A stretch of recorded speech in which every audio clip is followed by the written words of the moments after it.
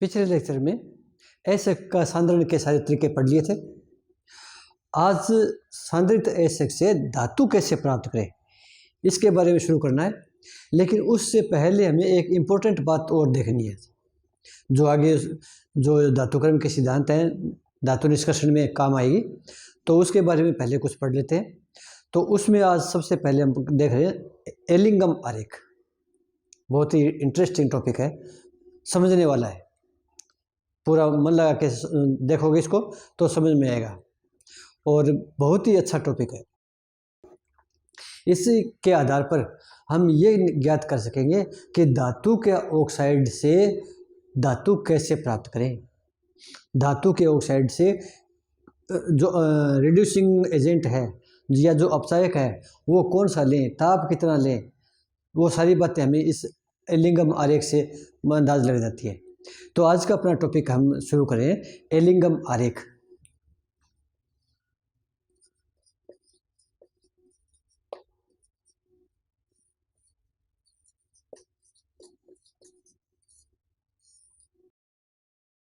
Ellingham आरेख Gibbs मुक्त ऊर्जा का सूत्र था, डेल्टा जी बराबर delta H minus T delta S.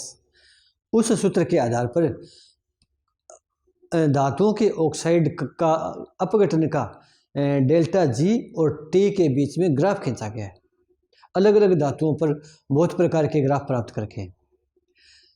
तो गिब्स मुक्त ऊर्जा क्या थी? गिब्स मुक्त ऊर्जा हमारे पास पिछले क्लास में भी आया था इसके बारे में।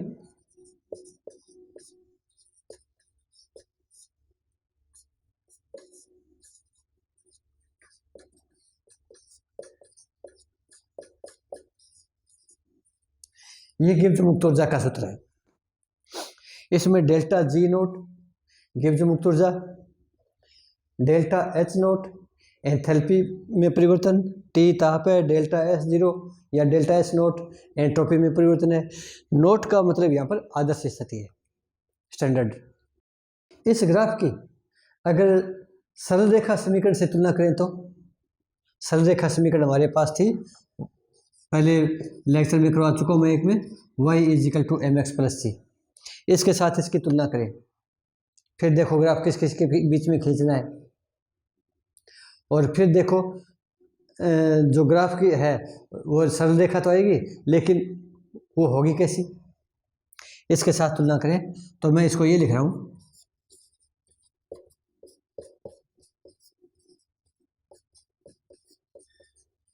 ये इसको पहले लिख दिया, इसको बाद में लिख दिया, ताकि ये y बराबर एम एक्स प्लस सी का रूप आ जाए। ये तो y ठीक है, इसमें x क्या है? परिवर्तनशील क्या है? परिवर्तनशील जो ताप है।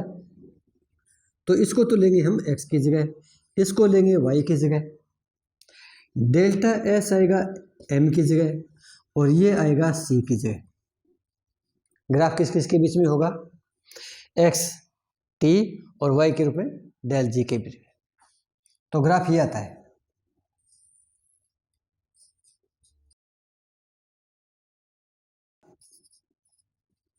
इनके बीच में ग्राफ लेंगे और डेल जी जीरो का मान धनात्मक भी होता है ऋणात्मक भी होता है।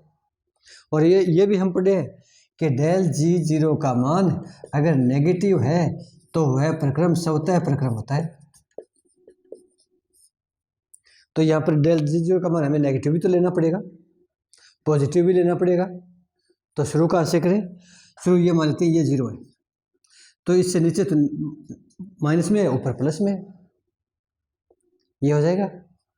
अब टी और डेल जी के बीच में ग्राफ खींच रहे हैं। परिवर्तनशील राशि यहाँ पर डेल एस है जो एम का मान डाल को व्यक्त करेगी, और डेल एच है ये स्थिर राशि है सी के तरीके से, ये प्रत्येक अभिक्रिया के लिए निश्चित है। तो यहाँ पर जो ग्राफ होगा वो ये भी तो आ सकता है। ये ग्राफ तो तब आता है जब डेल एस कांस्टेंट हो, ये चेंज न हो, तो ये आएगा। डेल एस पॉजिटिव हो तो क्या होगा, डेल एस नेगेटिव हो तो क्या होगा, वो रेखा का ढाल है। तो ये ग्राफ इस प्रकार का भी आ सकता है, ये ग्राफ इस प्रकार का भी आ सकता है। वो सारा निर्भर करेगा डेल एच का मान कितना है और डेल एच में कितना परिवर्तन हो रहा है। तो ये कोई भी प्रकार की हो सकती है। तो वो ये जो ढाल है इसका, ये डेल एच पर निर्भर करेगा, एंट्रोपी में परिवर्तन कितना हो रहा है इस बात पर निर्भर करेगा। तो ये तो हो गया ग्राफ से संबंधित कि ग्राफ कैसा आएगा। तो ग्राफ या तो बढ़ता हुआ आएगा या घटता हुआ आएगा या पैरेलल रहेगा, बस ये रहेगा इसी में से। यहाँ से शुरू नहीं होगा कोई ग्राफ, क्योंकि डेल एच का मान कुछ न कुछ जरूर होगा। अगर डेल जी जीरो का मान के अनुसार हम किसी अभिक्रिया के बारे में पता करें तो इससे हमें काफ़ी अंदाज़ लग जाता है कि कोई अभिक्रिया स्वतः प्रक्रम के रूप में है या नहीं है, या असवतः है या साम्य है। तो वो निर्भर करता है डेल जी का मान पॉजिटिव आता है या नेगेटिव आता है या जीरो आता है। वो सारा मान इन पर निर्भर करेगा। इसके बारे में भी आगे देखेंगे क्या क्या चेंज हो सकता है। तो एक बार यहाँ पर डेल, ये मैंने पहले लिख दिया था, अगर डेल जी जीरो पॉजिटिव है तो वो असवतः प्रक्रम होगा, नॉन स्पॉन्टेनियस। ये स्पॉन्टेनियस। और अगर डेल जी जीरो का मान जीरो है तो वो साम्य होगा, इक्विलिब्रियम। यह स्थिति है। अब यहाँ पर जो इस चैप्टर में हमें जो ज़्यादा ध्यान रखना है वो ध्यान रखना है कि जो सांद्रित अयस्क है उसे धातु कैसे प्राप्त करें। और सांद्रित अयस्क भी किसी भी प्रकार का हो सकता है, वो सल्फाइड के रूप में भी हो सकता है, कार्बोनेट भी हो सकता है, हाइड्रोक्साइड भी हो सकता है, ऑक्साइड भी हो सकता है, कोई भी हो। लेकिन यहाँ पर जब धातु निष्कर्षण करेंगे तो सबसे पहले जो भी उसका अयस्क है उसको ऑक्साइड में चेंज करेंगे। सल्फाइड है तो ऑक्साइड में बदलेंगे, कार्बोनेट है तो ऑक्साइड में, हाइड्रोक्साइड है तो ऑक्साइड में, ऑक्साइड है तो ठीक है ही। और उसके बाद फिर ऑक्साइड अयस्क बनाकर और ऑक्साइड रूप बनाकर और उसका फिर अपचयन करवाएंगे। फिर ऑक्साइड में से ऑक्सीजन बाहर निकाल लेंगे, अकेली धातु बच जाएगी। अब ऑक्साइड का अपचयन कैसे करवाएं, इस बात पर हमें ध्यान रखना है। इसमें हमें ये एलिंगम आरेख का सहारा चाहिए, जरूरत पड़ेगी, और ये बहुत हमारे लिए लाभदायक है।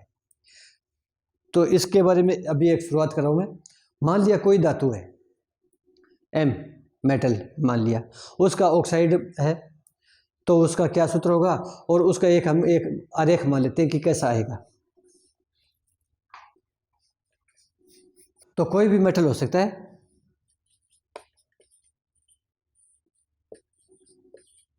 ये कोई धातु है जिसकी ऑक्सीजन के साथ क्रिया करवा के और धातु का ऑक्साइड बना लिया।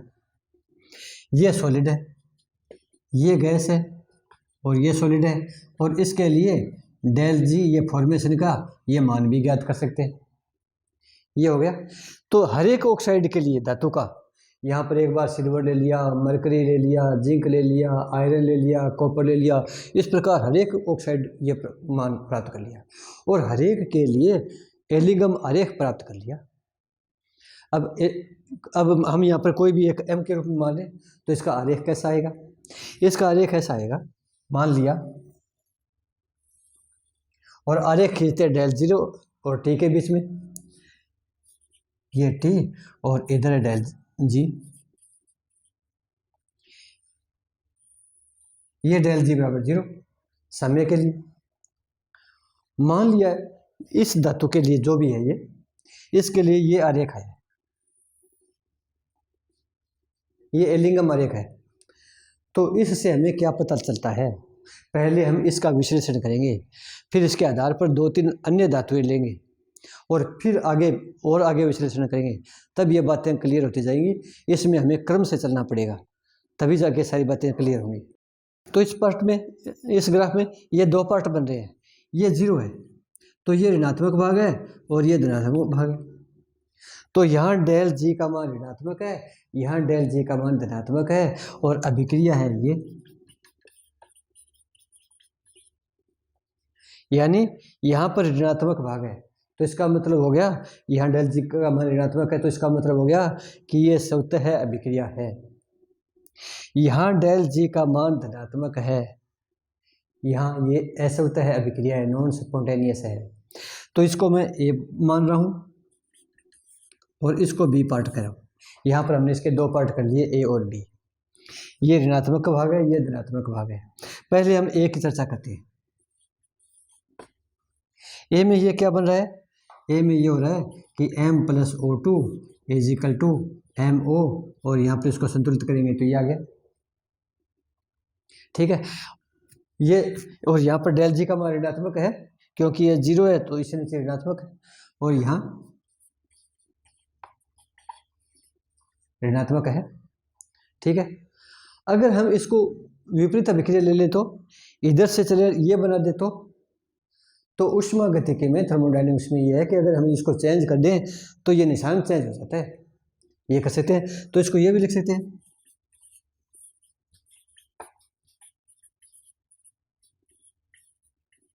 तो ये पॉजिटिव हो जाएगा। इसका मतलब हो गया कि ये MO का अपघटन नहीं हो सकता। कहाँ? यहाँ पर नहीं हो सकता।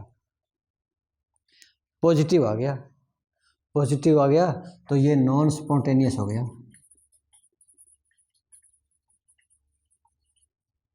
असवतः प्रक्रम हो गया। अब बी पार्ट देखते हैं। बी पार्ट में क्या होगा?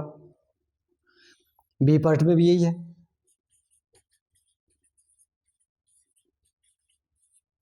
लेकिन यहाँ पर डेल G0 का मान पॉजिटिव है।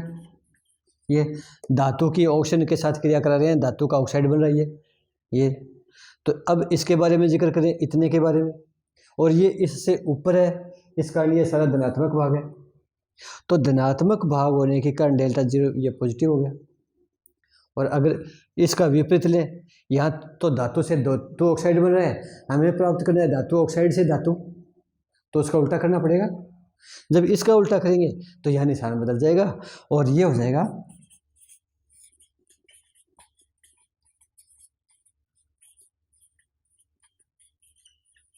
अब ये नेगेटिव आ गया, और नेगेटिव आ गया तो इसका मतलब स्पॉन्टेनियस, स्वतः हो गया प्रक्रम।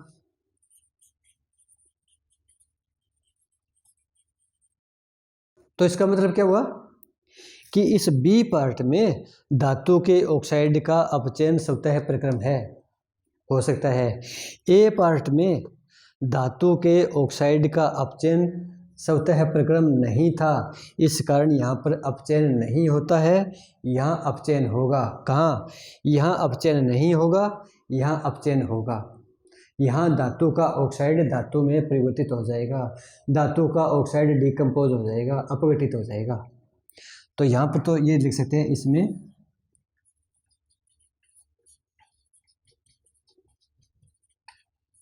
धातु ऑक्साइड का अपचयन, अपचयन भी कह सकते हैं या अपघटन भी कहें एक बार, डिकम्पोज नहीं होता। कहाँ? ए भाग में, इस भाग में। तो इस भाग में तो स्वतः प्रक्रम बताया था हमने। स्वतः प्रक्रम धातु ऑक्साइड बनने के लिए है। यहाँ पर अगर हमें धातु ऑक्साइड बनना है तो तुरंत बनेगा, लेकिन धातु ऑक्साइड से धातु बनानी है तो यहाँ नहीं बनेगा।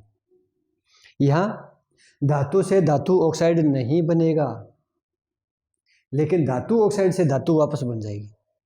तो ये बातें ध्यान रखनी है, ये बात मुख्य चीज़ होती है, यहाँ पर कन्फ्यूज होते हैं। तो ये स्पष्ट अंतर ध्यान में रखना है आपको कि धातु से धातु ऑक्साइड बनना और धातु ऑक्साइड से वापस धातु बनना। रिपीट कर रहा हूँ, ये ए पार्ट नेगेटिव है, यहाँ पर डेल जी का मान, यहाँ पर धातु से धातु ऑक्साइड आसानी से बन रही है, स्वतः प्रक्रम है, डेल जी का मान नेगेटिव है। लेकिन इसी ए पार्ट में धातु ऑक्साइड का अपचयन स्वतः नहीं है। यहाँ बी पार्ट में ये पॉजिटिव है, डेल जी का मान, डेल जी का मान पॉजिटिव है, तो यहाँ धातु से धातु ऑक्साइड स्वतः प्रक्रम नहीं है, आसानी से नहीं बनेगा। लेकिन धातु ऑक्साइड का अपचयन आसानी से हो जाता है, ये स्पॉन्टेनियस प्रक्रम है। ये बातें ध्यान में रखने वाली है। अब आगे चलते हैं। तो यहाँ पर धातु ऑक्साइड का अपघटन संभव है, यहाँ संभव नहीं है। एक इम्पोर्टेंट बात और है कि ताप कितना होगा, इसको हम ये भी बता सकते हैं। ये है कि इस ताप से नीचे अगर ताप है, ये ताप है, इस ताप से नीचे अगर ताप है तो धातु ऑक्साइड का अपचयन नहीं होता है। तो यहाँ पर अपचयन हो रहा है तो इससे अधिक होना चाहिए। तो इस आरेख से हमें ये पता लग गया कि अगर ये धातु है और इसके ऑक्साइड से हमें धातु बनानी है तो न्यूनतम ताप कितना रखना पड़ेगा, हमें इतना रखना पड़ेगा। इससे ज़्यादा ही होना चाहिए, इससे कम नहीं होना चाहिए। तो ये एलिंगम आरेख से हमें स्पष्ट पता लग जाता है कि ताप कितना रखना पड़ता है, धातु ऑक्साइड का डिकम्पोजिशन कब होगा, अपचयन कब होगा। ये इससे हो गया। अब आगे एक स्टेप और चलते हैं। यहाँ तो हमने एक ही धातु ली थी, अब की बार 2-3 धातु लेते हैं, फिर देखते हैं क्या होगा। अब एक उदाहरण और लेते हैं। अब की बार हमारे पास 2-3 धातुएं हैं और उनके ऑक्साइड बना रहे हैं, तो उनके ग्राफ कैसे आएंगे, एक केंद्रीय बता रहा हूँ मैं।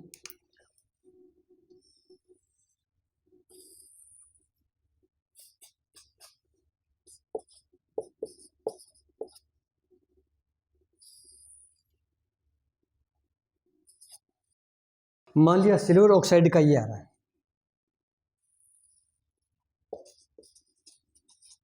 सिल्वर ऑक्साइड का अपघटन के लिए या कहीं के सिल्वर से सिल्वर ऑक्साइड बनता है, तो ये एलिंगम आरेख आता है।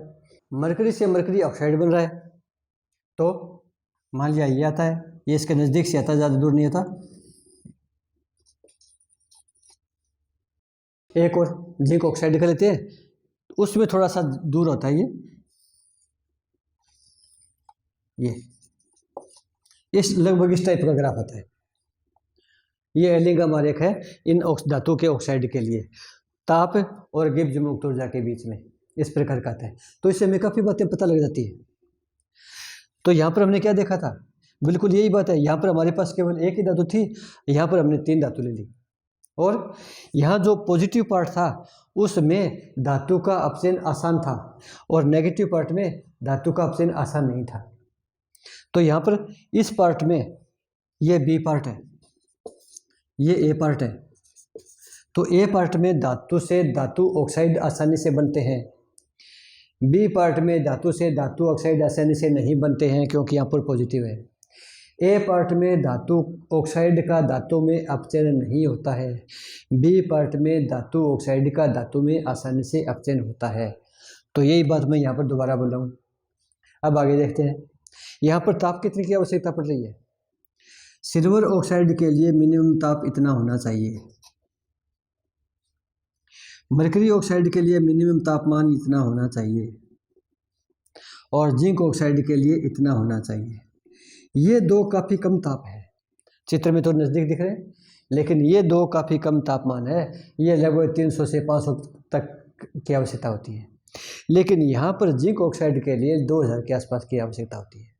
क्या मतलब हुआ कि इस तापमान पर इसको हमने कह दिया T1, इसको कह दिया T2, इसको कह दिया T3, और यहाँ पर T1 less than T2 less than T3 है। अब इसी के अनुसार यहाँ इसमें वर्णन करेंगे, इसकी व्याख्या करेंगे, तो ये कहेंगे कि यहाँ पर सिल्वर ऑक्साइड से सिल्वर बनती है प्लस ऑक्सीजन मुक्त होती है।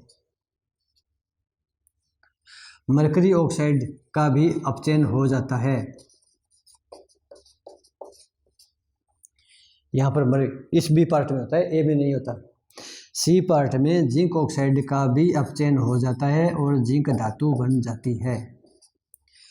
तो इस एलिंगम आरेख से हमें पता लग गया, इस T1 ताप पर इसका अपघटन होता है, T2 ताप पर यहाँ पर हमें धातु प्राप्त हो जाती है, T3 पर यहाँ प्राप्त हो जाती है, लेकिन ये इनके लिए कम ताप की आवश्यकता है। कहाँ, ये थोड़े ताप की आवश्यकता है, लेकिन इसके लिए इसका जो ताप है या अपघटन है वो बहुत उच्च ताप आवश्यकता है।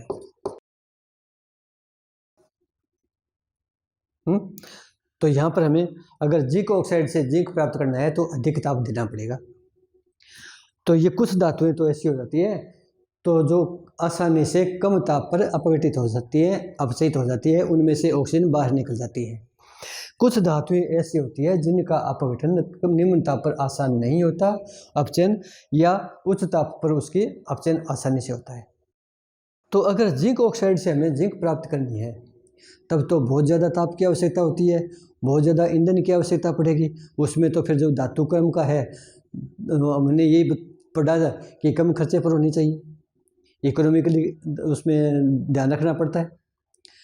तो इसमें क्या करें, यहाँ या तो इसको अपघटन के लिए अधिक ताप दें, अधिक ताप अगर देंगे जिंक प्राप्त करेंगे तो वो इंडस्ट्री के लिए तो बहुत महंगा साबित होता है, ऐसा तो नहीं होगा। तो क्या करें, तो इसमें ये हो सकता है कि कोई एक अभिकर्मक और लें या कोई एक ऐसा पदार्थ और ढूंढें जो इसका अपचयन कर दे, अपचयन में आसानी कर दे, और इसके अपचयन में आसानी कर दे तो कम ताप की आवश्यकता पड़े, तो उसको रिड्यूसिंग एजेंट कहेंगे, अपचायक। तो अब हमें एक ऐसा अपचायक की जरूरत है, आवश्यकता है जो जिंक ऑक्साइड जैसे वाले है, उच्च ताप वाले धातु के ऑक्साइड है, इनका अपचयन कम ताप पर आसानी से कर दे, ऐसे की आवश्यकता है। और इसके लिए सबसे ज़्यादा जो उपयुक्त अपचायक के रूप में काम में लिया जाता है धातु ऑक्साइड के लिए, वो ज़्यादातर कार्बन काम में लिया जाता है, या तो कार्बन या कार्बन मोनोऑक्साइड, बस दो।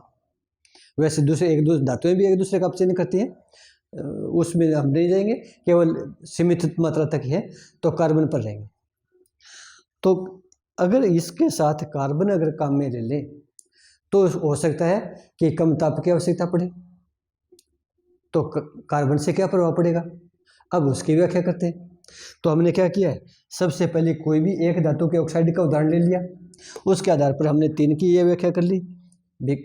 इसमें क्या हुआ कि यहाँ पर तो पता लगे कि कुछ धातुएं ऐसी होती है जो कम ताप पर आसानी से अपचयित हो जाती है, तो उसमें तो कोई दिक्कत नहीं है, लेकिन कुछ धातुएं ऐसी होती है जिनके लिए अधिक ताप की आवश्यकता होती है। तो यहाँ पर इसके लिए कम ताप है, तो जो अधिक ताप है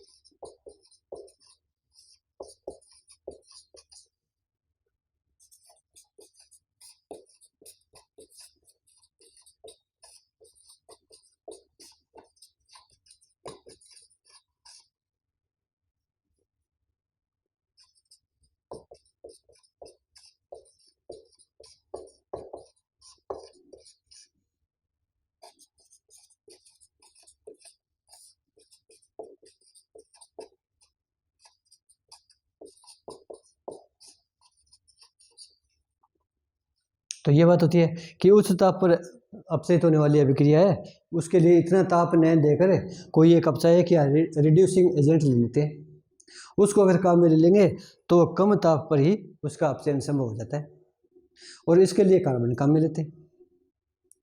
तो कार्बन का भी हम इसका ग्राफ बनाकर देखते हैं, एलिंग हमारे, क्योंकि कार्बन को जब ऑक्सीजन के साथ क्रिया कराते हैं तो उसमें भी तो ऑक्साइड बनेगा, चाहे वो कार्बन मोनोऑक्साइड बने या कार्बन डाइऑक्साइड बने, उसका क्या आएगा।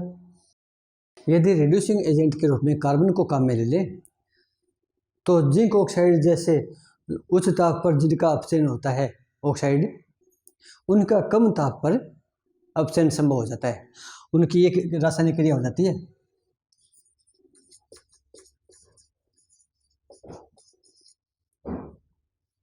तो यहाँ पर कुछ कम ताप पर संभव हो जाता है ये बात।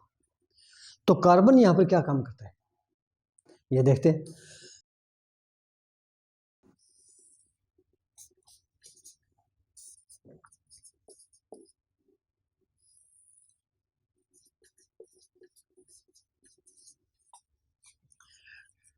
कार्बन की ऑक्सीजन के साथ क्रिया करवा के कार्बन डाइऑक्साइड बनाते हैं, तो यह विक्रिया समय की होती है, और इसका जब ग्राफ खींचा जाता है तो ये आता है,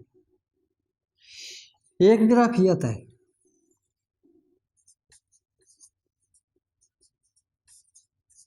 कार्बन मोनोऑक्साइड के लिए यहाँ पर कार्बन की ऑक्सीजन के साथ क्रिया करवा के कार्बन मोनोऑक्साइड बनी है, और एक ये भी आता है,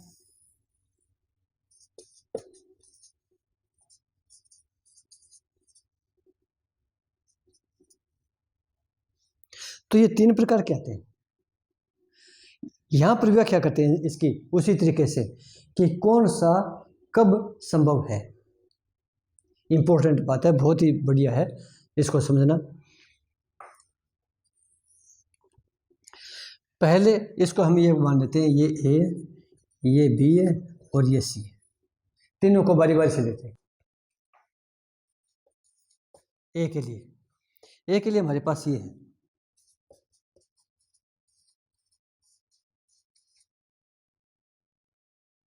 ये सॉलिड है, ये गैस है और ये गैस है। यहां सोचकर बताओ एंट्रोपी का मान बढ़ता है या घटता है। अब सोचो कि एंट्रोपी कहां से आ गई। एंट्रोपी की परिभाषा क्या थी पिछली क्लास में? एंट्रोपी थी कि अधिकतम अव्यवस्था को एंट्रोपी कहते हैं। कोई भी चीज़ है उसमें रेंडमनेस, अस्त व्यस्तता जितनी ज़्यादा होगी उसकी एंट्रोपी उतनी अधिक है। तो ठोस, द्रव और गैस, इनमें किसकी एंट्रोपी कम और किसकी ज़्यादा होती है? ये ठोस है, इसमें सारे अणु अपनी जगह चिपके हुए हैं, व्यवस्था बनी हुई है, अव्यवस्था न्यूनतम है, तो इसकी एंट्रोपी सबसे कम है। द्रव के अणु एक सीमा के अंदर आ जा सकते हैं, अव्यवस्था इसके बजाय थोड़ी सी ज़्यादा है ठोस की तुलना में, तो उसकी एंट्रोपी ज़्यादा है। और गैस में तो बहुत ज़्यादा उसके अस्त व्यवस्था है, लंबे चौड़े में कहीं पर भी उसके जो गैस है उसके अणु जा सकते हैं, अव्यवस्था अधिकतम हो सकती है। तो इसका मतलब क्या हुआ कि हम इस अभिक्रिया में देखेंगे कि अगर गैस के अणुओं की संख्या बढ़ रही है तो इसका मतलब होगा एंट्रोपी का मान बढ़ रहा है। अगर गैस के अणुओं की संख्या बराबर है तो एंट्रोपी अपरिवर्तित है। अगर संख्या घट रही है तो एंट्रोपी का मान कम हो रहा है। और इस एंट्रोपी के मान को हम यहाँ पर रखेंगे टी डेल्टा एस में, और फिर डेल्टा जी जीरो में क्या परिवर्तन आएगा उसके आधार पर हम इसकी व्याख्या कर देंगे। बहुत ही आसान है। देखो इसमें क्या हो जाएगा, तो इसमें यहाँ पर कुल एंट्रोपी बढ़ रही है या घट रही है या अपरिवर्तित है। अभी बताया एंट्रोपी मुख्य रूप से ठोस, द्रव, गैस पर निर्भर करती है। ठोस की तो बिल्कुल नहीं है, तो इसका तो कोई प्रभाव नहीं है। लेकिन यहाँ पर देखो आधा मोल गैस से 1 मोल गैस बन रही है, तो गैस का तो हम ले रहे हैं आधा मोल ही, और वो ठोस के साथ मिलकर गैस ज़्यादा बना रही है, आधे मोल से 1 मोल बना रही है। इसका मतलब क्या हुआ कि हम गैस थोड़ी दे रहे हैं, ज़्यादा गैस बन रही है, और गैस की मात्रा जब ज़्यादा बनेगी तो एंट्रोपी का मान बढ़ेगा। तो यहाँ पर डेल्टा एस है वो पॉजिटिव होगा, एंट्रोपी का मान बढ़ेगा यहाँ पर निश्चित है। यहाँ एंट्रोपी ज़्यादा होगी, यहाँ कम है। अब इसका क्या प्रभाव पड़ेगा? डेल्टा एस का मान पॉजिटिव है तो इसका मतलब क्या हो गया, हमें ध्यान में रखना है इस पार्ट का, और ये भी ध्यान रखना है कि ये माइनस का निशान है। तो डेल जी जीरो बराबर ये मान जो भी है माइनस ये डेल्टा एस है, ये टी डेल्टा एस है। और जब इसका मान, ये डेल्टा एस का मान बढ़ेगा तो इसका मान बढ़ेगा। ये 5 गुणा 3 है तो 15 है, और 5 गुणा 5 हो गया तो 25 हो गया, बढ़ गया, तो ये मान बढ़ेगा। और ये मान बढ़ेगा तो, और ये निश्चित मान लिया, तो डेल्टा जी का मान ऋणात्मक आएगा।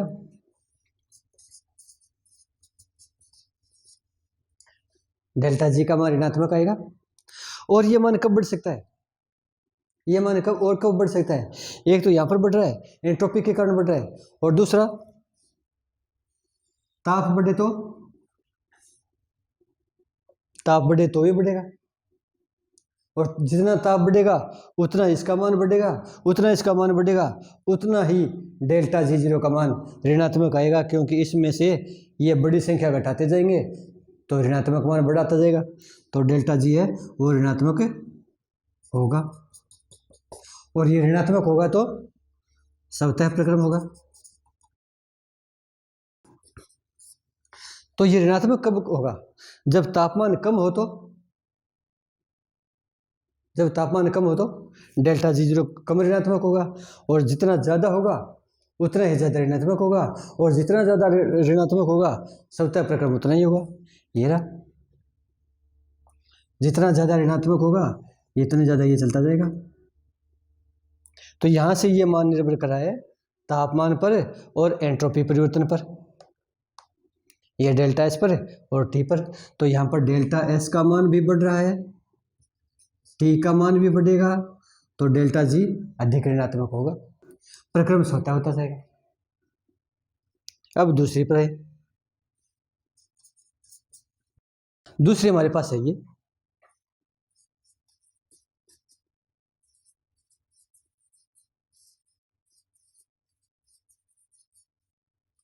यहाँ क्या फर्क पड़ेगा एंट्रोपी में? कोई फर्क नहीं पड़ेगा। क्यों नहीं पड़ेगा? क्योंकि यहाँ पर ये तो ठोस है, ये 1 मोल गैस का में ली 1 मोल गैस बन रही है, तो यहाँ पर डेल्टा एस का मान 0 है, एंट्रोपी में परिवर्तन हो ही नहीं रहा। जितने मोल जो गैस की हमने क्रिया करवा रहे हैं उतने ही मोल नई गैस बन रही है, तो गैस की मात्रा में जो न तो कमी आ रही है न वृद्धि हो रही है, तो एंट्रोपी में परिवर्तन 0 है। एंट्रोपी पर परिवर्तन 0, तो ये सारा मान 0 हो गया, ये सारा मान 0 हो गया, तो डेल्टा जी 0 है, ये कांस्टेंट हो गया, और इसको कहेंगे सम्य। तो ये सम्य अवस्था है। अब तीसरी पर आते हैं,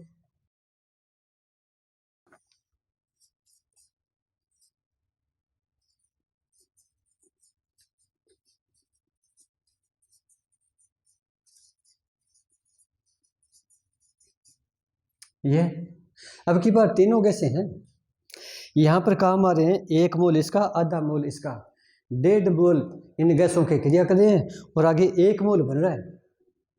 1.5 मोल क्रिया करके 1 मोल बनाए, तो मात्रा में कमी आ रही है, तो यहाँ पर डेल्टा एस का मान बढ़ रहा है या घट रहा है? तो डेल्टा एस का मान यहाँ ऋणात्मक हो गया, और डेल्टा एस का मान अगर ऋणात्मक हो गया तो ये मान माइनस हो गया, ये मान माइनस हो गया, और जिसको माइनस से गुणा कर दिया तो प्लस हो जाएगा। तो ये डेल्टा जी 0 बराबर डेल्टा एच 0 और माइनस, और ये मान भी माइनस का आ गया, और ये माइनस माइनस प्लस हो गया, तो ये सारी संख्या प्लस की होगी, और सारी संख्या प्लस की होगी तो डेल्टा जी 0 का मान प्लस हो गया, परिक्रम ऐसे होता हो गया। ठीक है, हो रहा है क्या? देखो ये रहा, यहाँ पर ऋणात्मक था, ये प्लस हो गया। तापमान पर भी अगर निर्भर करेंगे तो ताप अगर कम रहेगा तो संभावना इसकी ऋणात्मक की रहेगी, लेकिन जब ताप बढ़ेगा तो ये तो और ज़्यादा बढ़ेगा। ये रहा, ताप कम रहेगा तो ये डेल्टा जी 0 ऋणात्मक हो सकता है, लेकिन जैसे जैसे ताप बढ़ेगा ये धनात्मक होता जाएगा। तो इस प्रकार से यहाँ पर जो कार्बन डाइऑक्साइड बनती है या कार्बन मोनोऑक्साइड बनती है, तो यहाँ पर हमें इसकी व्याख्या करती है। तो कौन कौन सी अभिक्रिया इसमें संभव है? कम ताप पर कौन क्या होना चाहिए, ज़्यादा ताप पर क्या होना चाहिए? हमें ऋणात्मक मान चाहिए डेल्टा जी का। अगर इसको देखें तो डेल्टा जी का मान ऋणात्मक कब आता है? यहाँ आता है, और यहाँ कब? जब तापमान बढ़े। तो अधिक तापमान पर तो ये अभिक्रिया होती है, तो कार्बन से कार्बन मोनोऑक्साइड कम ताप पर नहीं बनता है, कार्बन से कार्बन मोनोऑक्साइड अधिक ताप होगा, अधिक ताप पर उसको क्रिया करवाएंगे तभी कार्बन मोनोऑक्साइड बनेगी। और एक ये ऋणात्मक है, यहाँ ऋणात्मक कब है? जब ये ताप कम हो। तो कम ताप पर कार्बन मोनोऑक्साइड ऑक्सीजन के साथ क्रिया करके कार्बन डाइऑक्साइड बनाती है, और अधिक ताप पर यह अभिक्रिया बहुत कम होती है। तो इस तरीके से इसका विश्लेषण हो गया। तो अब तक हमने पढ़ लिया धातु के ऑक्साइड का अपघटन कैसे होता है, और कार्बन से ये ऑक्साइड 3 कैसे बनते हैं, और इनमें से कौन सा किस ताप पर होता है। अब हम एक धातु ऑक्साइड और एक कार्बन के ऑक्साइड को लेते हैं। अब देखते हैं दोनों को मिलाते तो क्या होगा। पिछले उदाहरण में धातु ऑक्साइड वाले में जिंक ऑक्साइड का उदाहरण दिया था, उसमें अधिक ताप की आवश्यकता थी। तो अब की बार ये मानकर चलते हैं कि जिंक ऑक्साइड के साथ कार्बन के द्वारा अगर आप चयन करवाएं तो क्या होगा। तो अब की बार जो ग्राफ बनाएंगे उसमें एक तो जिंक ऑक्साइड का बनाएंगे और एक कार्बन वाला बनाएंगे। अब कार्बन वाला कौन सा बनाए, इनमें से कौन सा आसान रहेगा? कौन सा जल्दी होगा? तो ज़्यादा, यहाँ पर तो ये एक बार तो कम है लेकिन एंट्रोपी का मान बढ़ गया, क्योंकि यहाँ पर तो गैसों की मात्रा बढ़ गई, तो इसको तो लेने में कोई फ़ायदा नहीं है, ये प्रभावित नहीं करती, तो इसको लेंगे हम। यहाँ पर हमारे पास ज़्यादा संभावना है ये बनने की, अपचयन करवाने की, और इसके लिए हम ताप पर भी तो कुछ कंट्रोल कर सकते हैं। तो अब अगला उदाहरण लेते हैं।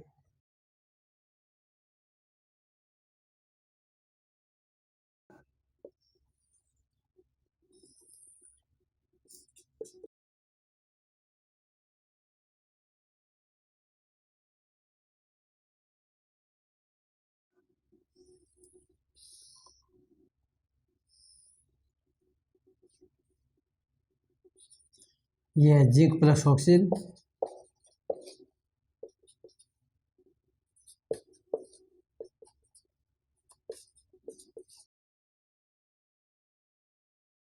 ये दो लेते हैं अब की बार। पिछले महीने ये पढ़ा था जिंक ऑक्साइड के अपचयन के लिए अधिक ताप की आवश्यकता थी यहाँ पर लगभग। अब अगर इस कार्बन डाइऑक्साइड को अपचायक के रूप में, इस कार्बन को अगर अपचायक के रूप में ले लें, रिड्यूसिंग एजेंट के रूप में ले लें, तो अब वास्तव में फर्क पड़ेगा या नहीं पड़ेगा, वो देखना चाहते हैं। तो ये इस प्रकार का ग्राफ आता है अगर हम दोनों को इकट्ठा लेंगे तो। यहाँ पर दो इसके पार्ट बन गए, एक तो ये पार्ट है, इसको ए कहते हैं, ये बी पार्ट है। यहाँ इनकी ऊर्जा पूरी याद रखने की आवश्यकता नहीं है, केवल एक बार x1 x2 मानकर इसको हल करते हैं। इसकी x1 मान ली, यहाँ x2 ये मान ली। अब ये देखना चाहते हैं यहाँ पर ए रीजन है, यहाँ पर स्वतः अभिक्रिया होगी या नहीं होगी, बी में स्वतः होगी या नहीं होगी, किस भाग पर होगी, फिर हम एक निश्चित रिजल्ट पर पहुँचेंगे, उस रिजल्ट को हम आगे कहीं पर भी काम में ले लेंगे। तो अभी ए रीजन लेते हैं। ए रीजन यहाँ पर है, यहाँ कौन कौन सी अभिक्रिया हो रही है, यहाँ थी कि जिंक से ऑक्साइड बनने की है, तो यहाँ पर x1 जो है वो ऊर्जा परिवर्तन हो रहा है, तो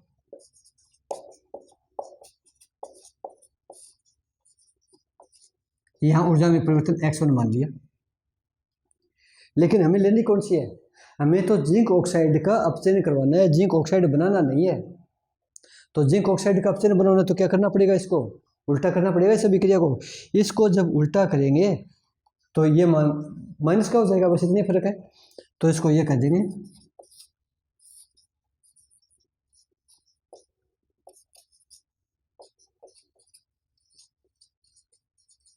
ये माइनस का x1 आ जाएगा, ये तो इससे आ गया। दूसरा ये, यहाँ पर हम इसी को रखेंगे क्योंकि यहाँ तो कार्बन के द्वारा अपचयन करवाना है, इसमें x2 ऊर्जा उत्पन्न हो रही है,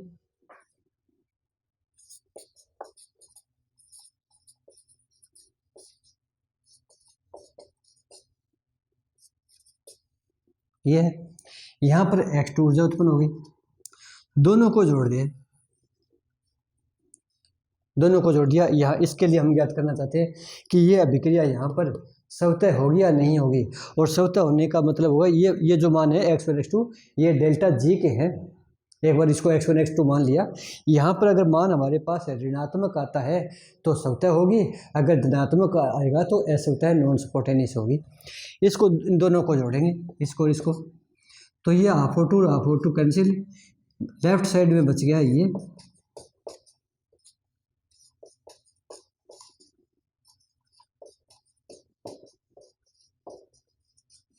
और यहाँ पर जो कुल ऊर्जा का मान है डेल्टा जी 0 बराबर हो गया, ये माइनस का हो गया, ये प्लस का है, तो मैं इसको x2 माइनस x1 लिख रहा हूँ। ये अब यहाँ से हम देखना है कि डेल्टा G0 का मान प्लस में आता है या माइनस में आता है। सब अभिक्रिया से तो हमें हो गया अभी कि जिंक ऑक्साइड का कार्बन के द्वारा अपचयन होकर जिंक धातु बन गई, लेकिन ये प्रक्रम स्वतः है या नहीं है उसको पता हमें इसके द्वारा पता लगेगा। और x1 x2 का क्या है, x1 ये ऊर्जा है, x2 ये, कौन सी कम कौन सी ज़्यादा दिख रही है, ये 0 है यहाँ पर, इससे नीचे वाली तो ऋणात्मक है, ऊपर वाली धनात्मक है, तो धनात्मक में से ऋणात्मक कटेंगे, ये 5 मान ली, ये -3 मान ली, तो क्या आ जाएगा, ये 5 माइनस और माइनस का 3, ये तो 8 आ गई, प्लस क्या हो गया, तो यहाँ पर ये डेल्टा जी का मान धनात्मक में आएगा।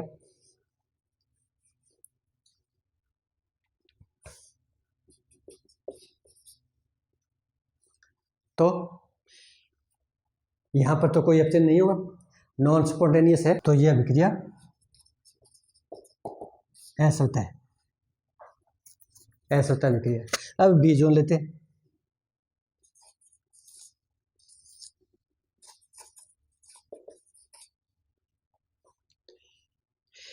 बी जोन में अब की बार जो परिवर्तन हमने इसको x4 मान रखा है, इसको x3 मान रखा है, वही तरीका यहाँ पर रखेंगे।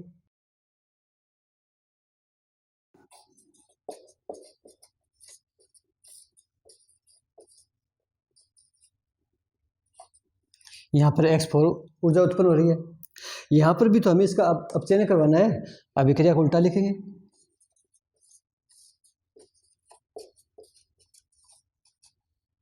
तो ये माइनस का x4 हो गया, और ये है ही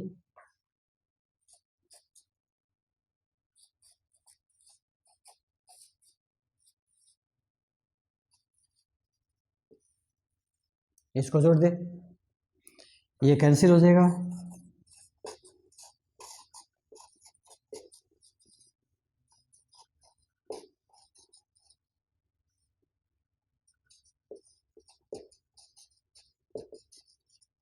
अब ये संभव है या नहीं है, वही बात, तरीका वही रहेगा, डेल्टा जी जीरो का मान अगर ऋणात्मक है तो सत्य प्रक्रम है, नहीं तो नहीं होगा।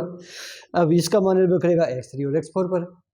x3 है यहाँ पर नीचे कम, x4 है ज़्यादा, कम में से ज़्यादा घटाएंगे तो ऋणात्मक।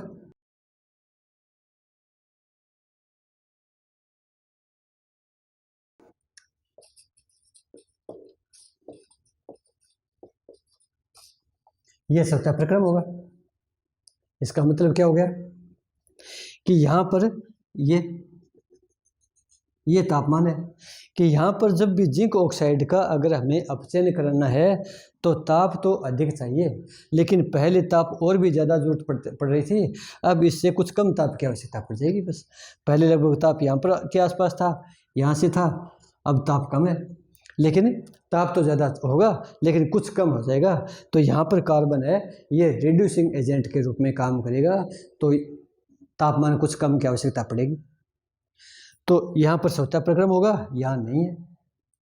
मुख्य रूप से यहाँ एक निष्कर्ष और निकलता है, अगर हमें ग्राफ को देखकर ही कुछ बताना हो कि ये प्रक्रम होगा या नहीं होगा, तो सीधा ध्यान रखेंगे धातु के ऑक्साइड का वक्र कहाँ है और अपचायक का वक्र कहाँ है, बस। यहाँ धातु ऑक्साइड का वक्र नीचे है, अपचायक का वक्र ऊपर है। तो जब अपचायक और धातु ऑक्साइड के वक्र में से धातु ऑक्साइड का वक्र नीचे होगा तो अपचयन नहीं होगा। यहाँ अपचयन हो रहा है, धातु ऑक्साइड का वक्र ऊपर है, अपचायक का वक्र नीचे है, तो होगा। ये बात ध्यान रखनी, क्या ध्यान में रखना है कि जब भी धातु ऑक्साइड का अगर हमें अपचयन करवाना है किसी रिड्यूसिंग एजेंट के द्वारा और उसका हमारे पास एलिंगम आरेख है, तो अगर वो ग्राफ ऊपर है और रिड्यूसिंग एजेंट का नीचे है तो वहाँ अपचयन हो जाएगा। अगर रिड्यूसिंग एजेंट का ऊपर है और धातु ऑक्साइड का नीचे है तो वहाँ अपचयन नहीं होगा। तो इम्पोर्टेंट बात क्या हो गई,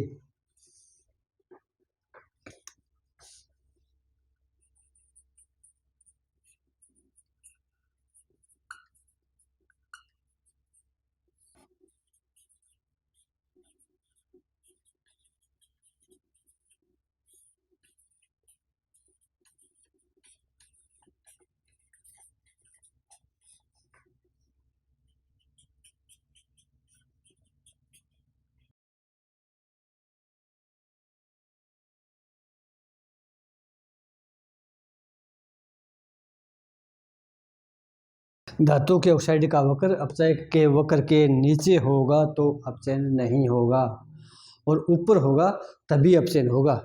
ये ऊपर है, ये नीचे है।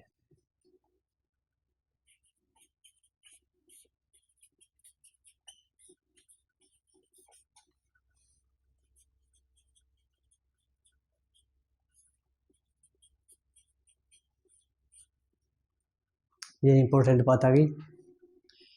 इसी प्रकार हम आयरन ऑक्साइड के वक्र में भी काम में ले सकते हैं कि आयरन के ऑक्साइड के वक्र में जो आयरन ऑक्साइड है उसका अपचयन किसके द्वारा करवाएं, कार्बन के द्वारा कराएं या कार्बन मोनोऑक्साइड के द्वारा कराएं। एक थोड़ा सा उदाहरण, छोटा सा उदाहरण उसका भी ले लेते हैं।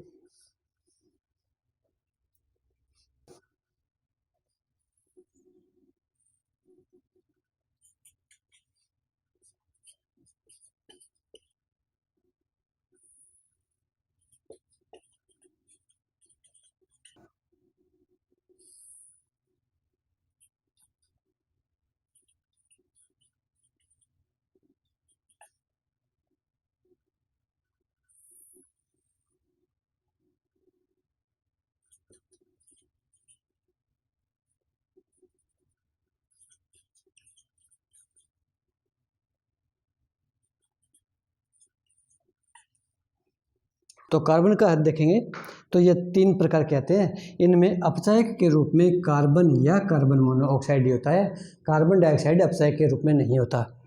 तो ये कार्बन मोनोऑक्साइड के कारण है, ये कार्बन के कारण है और ये कार्बन के कारण है।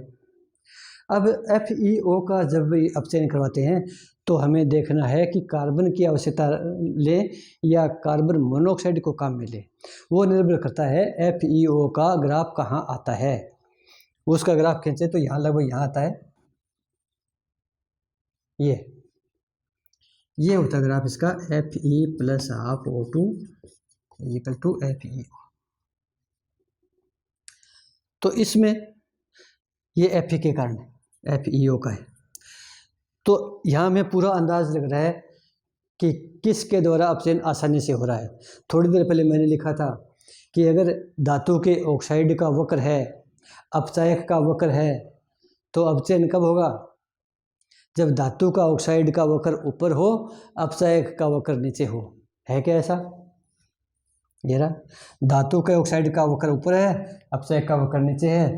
तो यहाँ पर ये इस कम ताप पर ही कार्बन मोनोऑक्साइड के द्वारा अपचयन होगा, कार्बन के द्वारा नहीं हो रहा, कार्बन के द्वारा तो आगे आएगा।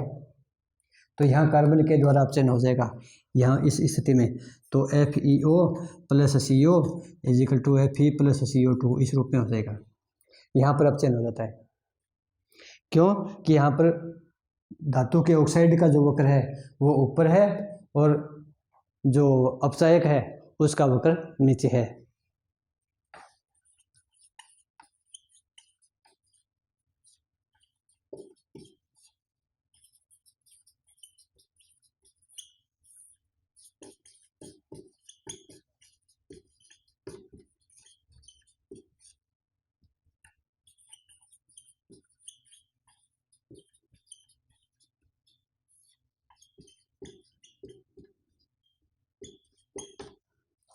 तो इससे कम ताप पर यह वक्र आ जाएगा आसानी से। तो इस T1 ताप से कम पर तो CO के द्वारा हो जाएगा अपचयन, और T से अधिक ताप पर, T से अधिक ताप ये आ गया। यहाँ से आगे क्या हो गया, यहाँ से आगे Fe का वक्र तो ये जा रहा है और कार्बन का वक्र ये नीचे है। जब ये जिसका वक्र नीचे है, अगर अपचायक का वक्र नीचे है, धातु के ऑक्साइड का वक्र ऊपर है, तो ये भी नीचे है, ये भी नीचे है। तो इन दोनों के द्वारा इसका अपचयन अधिक तापमान पर संभव है। तो कार्बन के द्वारा अपचयन अधिक तापमान पर होगा, कार्बन डाइऑक्साइड के द्वारा अपचयन निम्न ताप पर होगा। तो ये बातें ध्यान में रखनी होती है। इसका अब हम दोबारा आगे जब आयरन वाला पढ़ेंगे, लोहे का निष्कर्षण, उसमें इसको दोबारा भी जल्दी में बता देंगे, रिवीजन हो जाएगा। तो आज का जो लेक्चर है वो पूरे एलिगम आरेख पर ही लगा है। अब अगले लेक्चर में जो धातु निष्कर्षण के जो तरीके हैं उनको काम में लेंगे। लोहे का निष्कर्षण कैसे करेंगे, तांबे का निष्कर्षण कैसे होगा, जिंक का कैसे होगा, उसमें अब इसको थोड़े थोड़े से टच करके चलेंगे। पूरा डिटेल का आज हो गया, आज का इतना।